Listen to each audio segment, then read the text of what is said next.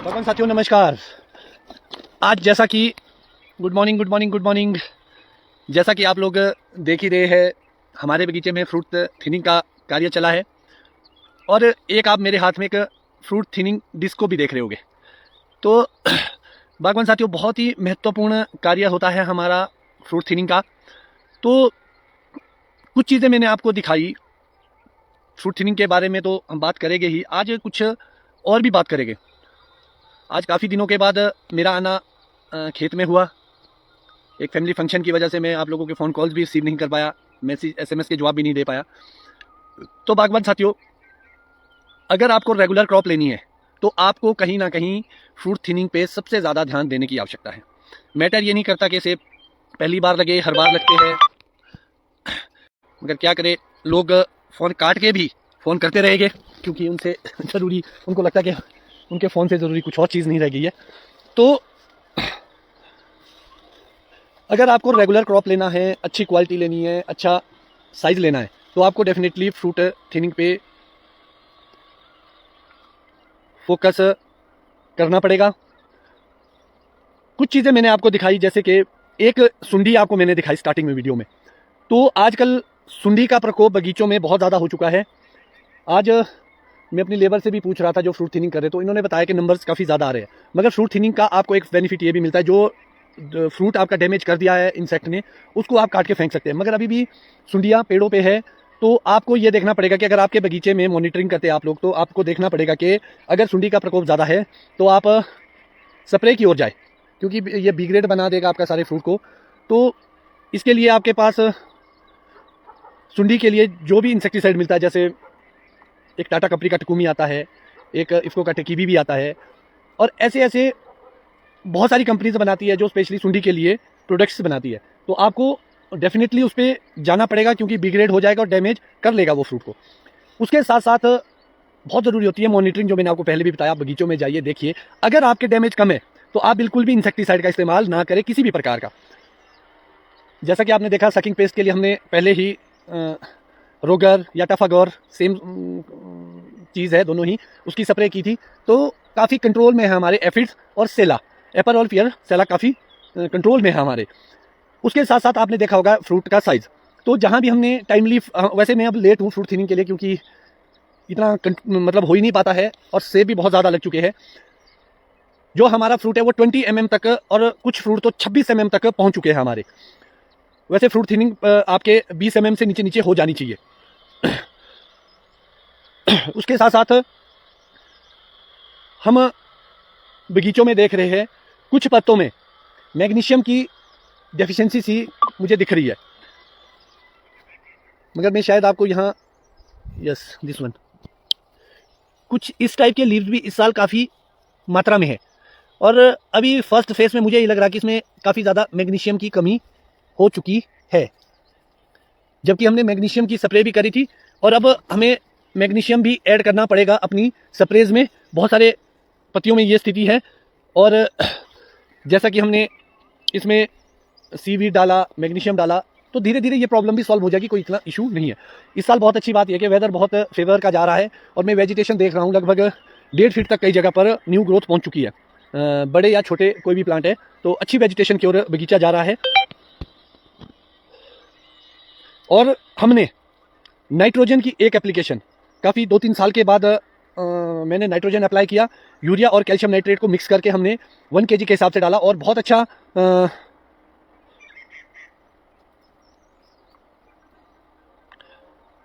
समय है नाइट्रोजन डालने का, क्योंकि मॉइस्चर बहुत अच्छा है। बहुत सालों के बाद एक अच्छा फेवर का वेदर मिला है हमें, और आप नाइट्रोजन अप्लाई कर सकते हैं। और स्पेशली आपको ध्यान रखना, छोटे प्लांट्स में जो नॉन बेयरिंग है, उसमें आप हर 15 दिन में या 20 दिन में थोड़ा थोड़ा, चाहे आप चम्मच या 2 चम्मच के बराबर नाइट्रोजन को अप्लाई करते रहे, ताकि आपके अच्छी वेजिटेशन आती रहे बगीचे में। उसके साथ साथ एक क्वेश्चन जो आ भी रहा है काफ़ी, तो जो हम फ्रूट थिनिंग को लेके आ रहा है, तो जो हम फ्रूट थिनिंग करते हैं, जैसा कि आपको मैं दिखाऊंगा, ये देखिए हमने कट डाउन कर दिए है। इसमें रेड गोल्डन की कलम है, तो जो रेड गोल्डन है उसको लगभग हम 100% ही जो कलमों वाले हैं उसको काट के फेंक लेते हैं, उसमें हम एक भी फ्रूट नहीं लेते। ग्रैनी स्मिथ जहाँ है हमारे पास, तो काफ़ी कम से कम 6 से 8 इंच की दूरी पे हम एक फ्रूट लेते हैं, जिससे काफ़ी अच्छा साइज आ जाता है ग्रैनी स्मिथ में। पॉलिनेशन में आपको बहुत ध्यान रखना पड़ेगा कि अच्छा फ्रूट थिन करें आप, कम फ्रूट थिन ना करें, तभी उसमें क्वालिटी बनेगी। और दूसरा जो रॉयल है उसमें भी हमारा लगभग 4, 5 और 6 इंच का फ्रूट टू फ्रूट का जो डिस्टेंस है वो 4 से लेकर 6 इंच के बीच का रहेगा हमारे रॉयल में भी और स्पर्ज में भी। और दूसरी महत्वपूर्ण बात,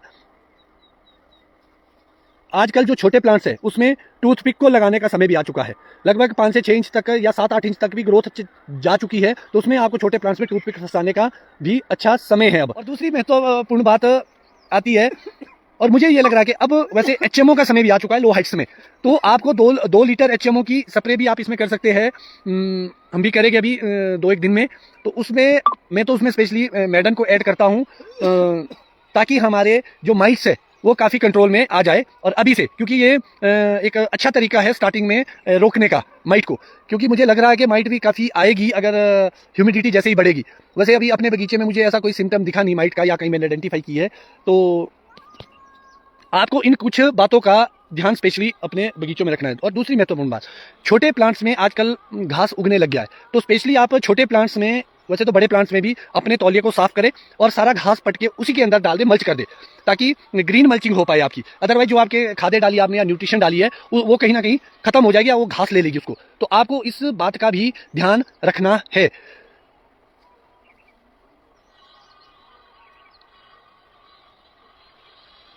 और मुझे लग रहा है कि कुछ क्वेश्चन में आप लोगों के ले लूं, और समस्या से मैं आपको अवगत कराना चाह रहा था।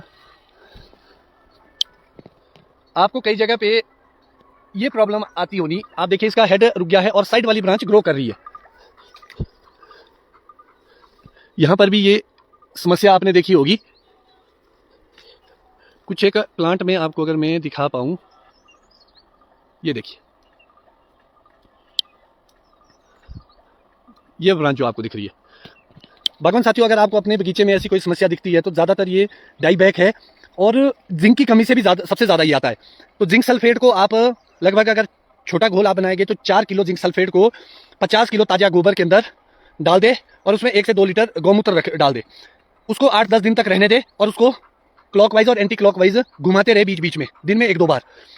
10 दिन के बाद वो सोल्यूशन जब तैयार हो जाएगा आपके, उसके बाद आप एक बड़े पौधे में 4 से 5 या 6 लीटर तक सॉइल के माध्यम से डाल सकते हैं, जिससे जो ये डाई बैक की समस्या है वो काफ़ी ज़्यादा कंट्रोल हो जाएगी आपकी। ये वाला जो मेरा ऑर्चर्ड है, ये मैंने अभी रिसेंटली ट्रांसफ़र किया है, इसमें काफ़ी ज़्यादा समस्या है ये वाली, काफ़ी प्लांट्स में और काफ़ी ब्रांचेज में। तो इसको बनाए जब लाएंगे तो बनाएंगे, और आपके से भी साझा करेंगे हम इसके बारे में। यशपाल ठाकुर जी, बिल्कुल आप अमेज एक्सेल को फंगिसाइड के साथ वॉलनट स्टेज पे डाल सकते हैं।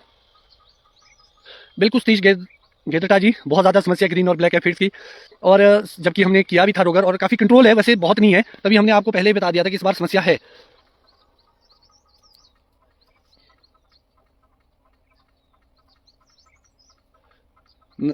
नरेश जी, आप कर सकते हैं, कोई ऐसी प्रॉब्लम नहीं है, मगर जो आप लस्सी करें वो अपने आप में फंगिसाइड है। वैसे आपको फंगिसाइड डालने की जरूरत नहीं है उसमें, अभी स्टार्टिंग में आपके हो जाएगा। विजय कुमार जी ओले के बारे में मैं बता चुका हूँ। वॉलनट साइज की जो स्प्रे आएगी, अगर आपकी 3rd स्प्रे है, तो आप कॉम्बिनेशन पे जाएंगे, अब कॉन्टैक्ट और सिस्टेमिक फंगिसाइड पे जाएंगे आप। रजनीश डेरियान जी, मेलाथ्योन आप कर सकते हैं, मगर अब इसके रेजिस्टेंस बिल्ड हो गए, इतने अच्छे रिजल्ट आते नहीं, इसलिए थोड़ा सा चेंज कीजिए अपना सॉल्ट को आप। मेरीवॉन की जो रिसेंटली नई रिकमेंडेशन आई है नॉन यूनिवर्सिटी की, वो 50 ml पर 200 लीटर वाटर है। किशन भारद्वाज जी, एचएमओ की स्प्रे आप फंगिसाइड के 7 दिन के बाद आप कर सकते हैं। Ravi Thakur ji, zinc boron walnut पर इतना ज़्यादा डालने की जरूरत नहीं आपको। अब जिंक और बोरॉन आप कॉम्बिनेशन में न्यूट्रिशन पे जो भी मिलते हैं उस पर जाइए। ज़्यादा बोरॉन की वजह से भी रस्टिंग आ जाती है फ्रूट में। एचएमओ के साथ आप मैडन को ऐड कर सकते हैं, 200 ml मैडन को और 2 लीटर एचएमओ को। बहुत अच्छा समय है आशु शर्मा जी एचएमओ करने का, टेम्परेचर बहुत फेवरेबल है। अनु चौहान जी, मैं बता चुका हूँ ओले के लिए। कुणाल भिमटा जी, कर सकते हैं, अब कितना कारगर होगा, मगर ये अगर कम मात्रा में तो आपको नीम ऑयल कर सकते हैं, उससे कंट्रोल हो जाएगा काफ़ी हद तक। रियान अहमद जी, डेफिनेटली। शंबर जी, गिट्टू जी, नैनो यूरिया मैंने अप्लाई नहीं किया, इसलिए मुझे इसके बारे में एक्सपीरियंस नहीं है, और मैं जो चीज़ नहीं एक्सपीरियंस ना हो मैं उस बारे में बात ही नहीं करता। रविंद्र ठाकुर जी, लूना की स्प्रे आप डेफिनेटली कर सकते हैं, अभी बहुत अच्छा टाइम है अभी भी करने का। बबलू शर्मा जी, बिल्कुल भी नहीं, ठंड की वजह से ड्रॉप नहीं होता है। अच्छा, एक चीज़ और मैं आपसे बताना चाहूँगा कि इस बार हाइट में स्पेशली काफी समस्या रही फ्रूट सेटिंग की। रवि ठाकुर जी हॉर्टिकल्चर डिपार्टमेंट थोड़ी बहुत देता है, मगर पिछले 2-2.5 वर्षों से स्थिति बहुत से बदतर हो चुकी है हॉर्टिकल्चर विभाग की। बहुत ही ज्यादा दिक्कत है। पहले यहाँ भी भरपूर मात्रा में, काफी अच्छी मात्रा में मिल जाती थी, अब नहीं मिलती है, बहुत कम है, बहुत बुरे हाल है।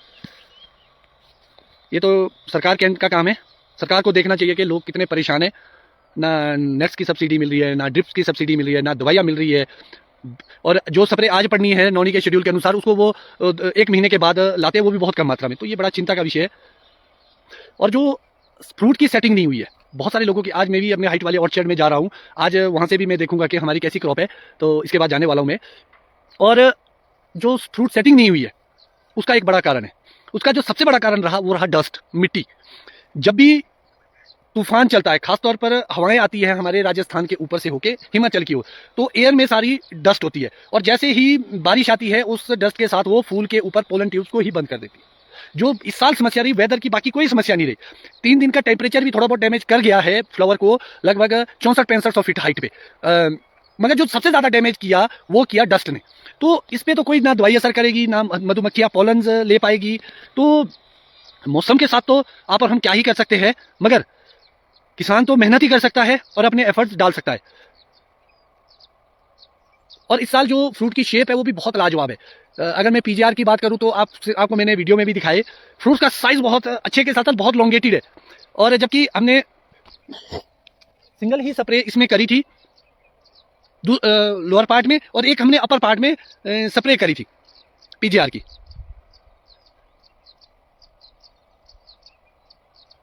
बिल्कुल अंकुश वर्मा जी, फ्रूट सिंगल रखना है आपने। ये देखिए सिंगल सिंगल फ्रूट इसमें लेबर कर चुकी है। ये रॉयल का प्लांट है हमारे, ये देखिए फ्रूट की शेप। और एक चीज आप अभी भी देख सकते हैं कि क्या कहीं आपके फ्रूट के पीछे बैक साइड में रस्टिंग तो नहीं आ गई। आप देखें कि मेरा जो फ्रूट है वो पूरा क्लीन है। मैं आपको अगर अच्छे से दिखा पाऊं अभी, ये देखिए शेप।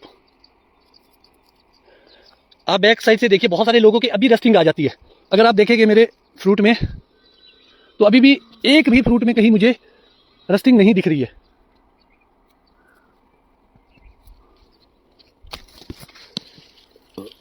ये देखिए शेप, ये देखिए पीछे से।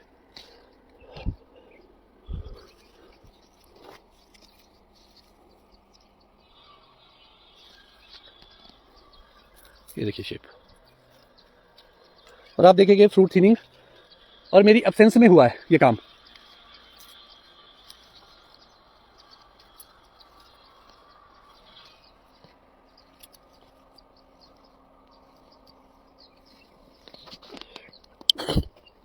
पंडित कुलदीप शर्मा जी, बिल्कुल भी नहीं। फ्रूट ड्रॉपिंग के लिए वैसे NAA प्लेनो फिक्स की लोग स्प्रे करते हैं। तभी मैंने आपको बताया था पिछली वीडियो में, जब हम पीजीआर के ऊपर बात कर रहे थे, तो हमने बताया था कि जो NAA प्लेनो फिक्स है वो ऐसा पीजीआर है जो फ्रूट की थिनिंग को करता है और फल को झड़ने से बचाता है। तो इसके लिए हमारे NAA ही सबसे बेस्ट माना गया है। वैसे जो अभी की फ्रूट थिनिंग है, जो फॉल्स पॉलिनेशन होगा वो डेफिनेटली झड़ेगा। प्लांट अपने हिसाब से फ्रूट थिन कर देता है।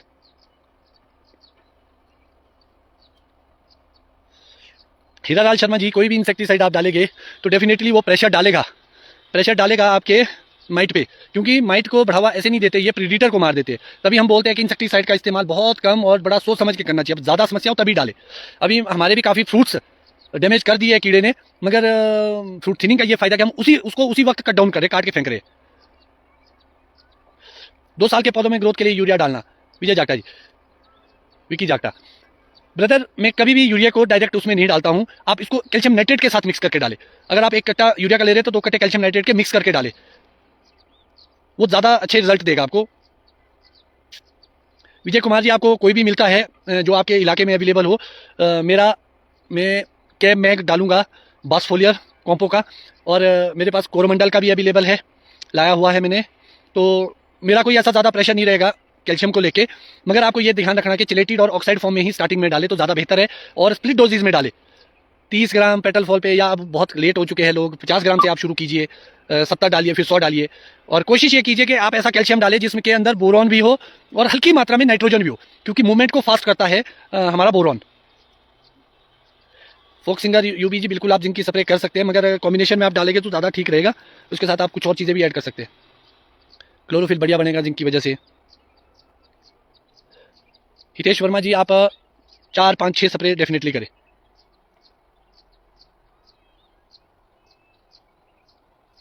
अमनदीप शैलर जी एग्रोमिन और मल्टीप्लेक्स के ज़्यादा फेवर में नहीं, क्योंकि वो रस्टिंग लाता है। मैंने सिर्फ वहाँ उसकी अप्लाई वहाँ करने के लिए बोला जहाँ आपका ओलावृष्टि हो, अदरवाइज वो रस्टिंग लाता है काफ़ी ज़्यादा फ्रूट में, इसलिए इसको अवॉइड ही करें। बोरा जी जो फ्रूट डैमेज कर रहा है, सुंडियाँ हमारी, फ्रूट बोरर आप बोल सकते हैं उसको, तो उसके लिए आप जो सुंडी मारने की दवाइयाँ है आप उसकी स्प्रे कर सकते हैं। टकुमी बहुत अच्छा काम करता है स्पेशली इस पे। अंकुश चौहान जी बिल्कुल आप लूना या मेरीवोन कर सकते हैं थर्ड स्प्रे में, मगर मैं डॉक्सिया डालूंगा, स्कोर और मेनकोजेब वाला सॉल्ट कॉम्बिनेशन में। ये विलोवुड कंपनी का है, इसको मैं अप्लाई करूंगा अब नेक्स्ट स्प्रे में, क्योंकि हमें सिस्टमिक और कॉन्टैक्ट दोनों चाहिए। क्योंकि पहली स्प्रे के लिए हम लेट हो चुके थे, आपको जैसा कि पता है साइज बहुत बड़ा हो चुका है, एक स्प्रे हमारी छूट गई है क्योंकि फ्लावर बहुत लंबा चला सबके, जैसे आप सभी लोगों को पता है। उस वजह से समस्या आई, चलो समस्या तो नहीं कहेगी कि एक स्प्रे छूट गई हमारी फंगस साइड की, इसीलिए हमने पहली ही एरागोन की स्प्रे करी, इसीलिए क्योंकि पहली स्प्रे छूट चुकी थी, हम लेट थे। भट्ट जी बिल्कुल आप मेजेक्सर के साथ स्कार्डी प्लस डाल सकते हैं। स्केल आजकल आपको एचएमओ करनी पड़ेगी, उसके साथ आपको अपलोड करना पड़ेगा, काफी कंट्रोल मिलेगा आपको। और आप 2 स्प्रे भी कर सकते हैं ऑयल की, सिर्फ आपको यह ध्यान रखना कि आपकी फंगिसाइड कौन सी है, अदरवाइज रिएक्ट करेगा। मैं पहले भी अपनी वीडियोस के माध्यम से आपको बता चुका हूं, खासतौर पर कैप्टान टाइप में ऐसी फंगिसाइड जब आप आगे या बाद में करते हैं उसके बीच में ऑयल बिल्कुल भी ना करें, टॉक्सिसिटी आ जाएगी पूरे बगीचे में, पीला पड़ जाएगा बगीचा। तो बहुत ध्यान रखना है कि भाई ऑयल डालते हुए कि आपकी पहली स्प्रे क्या है और बाद की स्प्रे क्या है। अदरवाइज आप मेरा शेड्यूल फॉलो कर सकते हैं, रोज आपके बीच है जो भी एक्टिविटीज हम बगीचों में करते हैं। भाटिया जी टफ गौर रोगर आप इसको ब्लैक एफिड के लिए कर सकते हैं।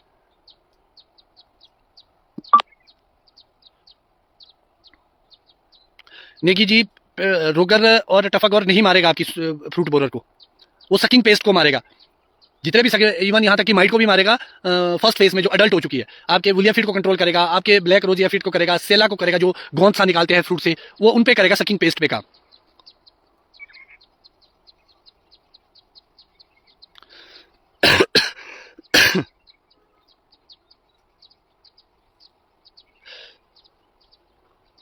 आज मेरा ज़्यादा मकसद यही था कि आप फ्रूट थिनिंग पे फोकस करें और अपने बगीचे में जाके मॉनिटरिंग करें, फ्रूट बोरर कितनी मात्रा में है, कि आपको स्प्रे की ओर जाना चाहिए या नहीं जाना चाहिए। आप स्प्रे तभी करें जब ज़्यादा प्रकोप हो कीड़ों का। और दूसरी महत्वपूर्ण बात है कि अगर थोड़ा बहुत डैमेज करेगा तो करने दीजिए, उसके लिए आपको हर चीज़ के लिए आपको स्प्रे करने की आवश्यकता बिल्कुल भी नहीं है। और माइट को आप चेक करिए, मेरे पास तो अपना टूल अवेलेबल है माइट को चेक करने के लिए। मैंने लास्ट ईयर भी आप लोगों से साझा की थी ये वीडियो कि आप ऑनलाइन एक ऐसा इंस्ट्रूमेंट ले सकते हैं, ये आपके डायरेक्ट फ़ोन में कनेक्ट हो जाएगा, आपके यूएसबी डाटा के साथ कनेक्ट हो जाएगा, और इसकी कैपेसिटी 1600x है। ये जो रस्ट माइट है वहाँ तक भी आपको दिखा देगी। पॉल इकबाल जी बिल्कुल आप कर सकते हैं जी। गगन जी इतना करने की जरूरत नहीं है, जिन ट्रैक को आप स्पेशली कर दे, आप कॉम्बिनेशन में डालिए, उतनी कॉस्टिंग में आपकी बहुत सारी न्यूट्रिशन और भी पड़ जाएगी। संजय शर्मा जी एलिका आप डाल सकते हैं, मगर बहुत उसमें, मगर ये प्रेडिटर को पूरी तरह मार देगी, ये भी आप देखिए, माइट के चांस ज़्यादा हो जाएंगे आपके।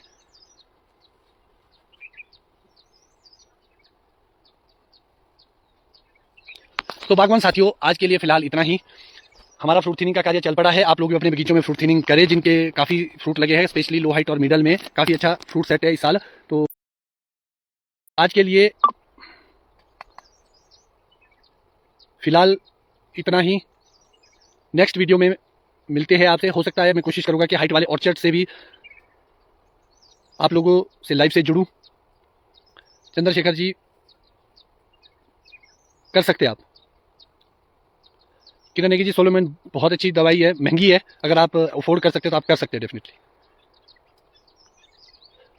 बिल्कुल जीतू शर्मा जी, बहुत सारे लोगों की वायरस को लेके क्वेश्चन है, और हमारे अपने बगीचे में भी काफ़ी वायरस है, ऐसा नहीं है। और मैं दिखाना चाहूँगा आप लोगों को आखिरी में,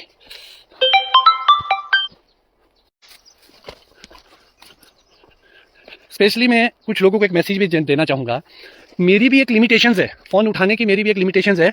मैं हर आदमी के फ़ोन नहीं उठा सकता, हर दिन नहीं उठा सकता, और कृपया करके आप लोग ज़्यादातर वीडियो पे फोकस करें, वीडियो देखिए, और अगर बहुत ही ज़्यादा कोई समस्या आए तभी आप मुझे फ़ोन कीजिए।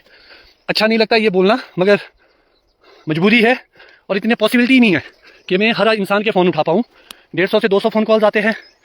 मुझे लगता है कि ग्रुप्स की बात करें तो 5000 से ऊपर ग्रुप्स में मैसेजेस आते होने या पर्सनल मैसेजेस आते होने, तो ये पॉसिबल नहीं है कि हर आदमी का जवाब दे पाए और हर दिन दे पाए। आपको अगर बगीचे में इस तरह के लीव्स, इस तरह की पत्तियां मुड़ी हुई, ये देखिए, ये सारा वायरस है। आप इसके लिए कोई भी दवाई ना डालें क्योंकि इसका कोई इलाज नहीं है। कुछ इस तरह के सिम्टम्स, इसका कोई इलाज नहीं है, ये खुद ही गिर जाएगी इसके कुछ दिनों के बाद और नई जो लीव्स आएगी वो फ्रेश आएगी। ये हमेशा आपके प्लांट्स में रहते हैं। अगर आपके कम मात्रा है तो आप इसके लिए कर सकते हैं कि मार्क कर दीजिए। जैसे ये वाला प्लांट है, मुझे तो अपने बगीचे में लगभग 99% पता है कि भाई किस प्लांट्स में बीमारी है। एक तो आप ऐसे पत्तों को मार्क कर दें, प्रूनिंग करते हुए अपने टूल्स को सैनिटाइज करें अल्कोहल के साथ या H2O2 के साथ या फायर करके, जैसे भी आप करते हैं। या तो बाकी बगीचों को पहले कर दे और इन्फेक्टेड ट्रीट को सबसे लास्ट में प्रूनिंग करे, या फिर सबसे पहले इन्फेक्टेड पौधे को ट्रीट करे और उसके बाद बाकी बगीचों में प्रूनिंग करे। ये लाइलाज बीमारी है, इसका सिर्फ एक ही इलाज है कि आप इसको प्लांट को अपरूट करके इसको जला के खत्म कर दे, तभी ये वायरस खत्म हो सकता है। क्योंकि ये सेब के अंदर फ्लो करता है और इसका कोई भी इलाज नहीं है अभी तक पूरी दुनिया में। आप थोड़ा सा कंट्रोल कर सकते हैं एंटीबायोटिक के साथ इसको डाल के। कुछ ऐसे पत्ते भी आपको मिलेंगे। आपको सबसे ज्यादा टूल्स का ध्यान रखना है, स्पेशली इस बीमारी के लिए। ये साइड में थोड़ा सा दाग होता है, और अगर कोई आपको इसके लिए दवाई की ट्रीटमेंट बताता है तो बड़ा ये हंसने वाली बात होगी कि इसका कोई इलाज नहीं है। दवाई वाला अपनी दवाई बेचेगा, कंपनी वाला अपनी दवाई बेचेगा, मगर इसका वैसे अभी तक, ऐसा नहीं कि भविष्य में नहीं होगा, मगर इसका कोई भी इलाज नहीं है, कहीं भी नहीं। कुछ इस टाइप के लीव्स होंगे। और ये समस्या सबसे ज्यादा समस्या उन लोगों के है जिन्होंने नई वेराइटीज लगाई है, जिन्होंने कल में परचेज किया या फ्री में भी कहीं से ली है। जो लोग रॉयल पे बागवानी कर रहे हैं, हाइट्स में स्पेशली, उनके बगीचों में वायरसेस नहीं है अभी, क्योंकि वो वेराइटीज को चेंज नहीं करे और बडवुड एक्सचेंज नहीं करे। इसलिए बोला जाता है कि अपना बडवुड बैंक तैयार कीजिए। कल में खरीदना एक तरह से बम के ऊपर बैठने के समान है इस वक्त, स्पेशली तब जो बडवुड सेलर है, अगर आपको वो वायरस फ्री बडवुड नहीं देता। और पूरे हिमाचल में क्या भारत में अभी मुझे नहीं लगता कि वायरस फ्री कोई ऐसा ऑर्चर्ड स्थापित है। सबके बगीचों में वायरस है, सिर्फ दिखाते नहीं है, सिर्फ बेचते हैं। इसीलिए आपको ध्यान रखना है, कल में ना खरीदे, मुझसे भी ना ले फ्री में या किसी और से भी ना ले। सबसे अच्छा ये है कि आप अपना बडवुड बैंक खुद तैयार करें अपने घर में। जो इंपोर्टेड प्लांट्स है या कोई ऐसे जेन्युइन पर्सन है, एक पर्सन मुझे ऐसे मिले चौपाल के अंदर, दिनेश प्रेमटा जी, जो हर प्लांट को प्रॉपर सैनिटाइजेशन के से ही करते हैं। एक भी बडवुड वो वायरस वाली ना देते हैं ना वो तैयार करते हैं। कुछ प्लांट जो अपने बगीचों में उसको मैक्सिमम को डिस्ट्रॉय कर देते हैं अप्रूट करके, अगर कोई वायरस बाहर से आता भी है। सबसे बड़ा बगीचा उनका है, उनका मैंने काम देखा। हम भी इतना नहीं कर सकते, फिर भी हमने 99% देखते हैं कि किस प्लांट्स में। और कोशिश मेरी ये रहती है कि हम उस पौधे से कलमे दें आपको जिसमें वायरस नहीं है। हमारे बगीचों में वायरस ही, मेरे बगीचे में भी वायरस कलमों से आया। जब बडवुड एक्सचेंज हुई तो उसमें वायरसेस आए, ना कैंचिए का ध्यान, ना पौधे का ध्यान। स्टार्टिंग में तो हम मजबूरी समझ सकते हैं, मिलती नहीं थी कल में। मगर आज आपके पास अगर जेन्युइन बडवुड है, आप अपने 2 4 5 पौधे जरूरत के अनुसार अपने तैयार करें, उससे फ्रूट्स ना ले, स्पेशली उसको बडवुड बैंक रखें। अदरवाइज पूरा बगीचा तबाह कर देगा ये वायरस आपका। तो आपको इस बात का भी स्पेशली ध्यान रखना है अपने बगीचों में। और वायरसेस इतने फैल चुके हैं, कई बगीचे तो 80% तक इन्फेक्टेड हो चुके हैं। तो आपको इन बातों का ध्यान रखना है बागवान साथियों। फिलहाल आज के लिए इतना ही। नई वीडियो के साथ आपसे फिर जुड़ेंगे और नया कुछ सीखेंगे बागवानी की बातों में। तब तक जय हिंद, जय बागवान।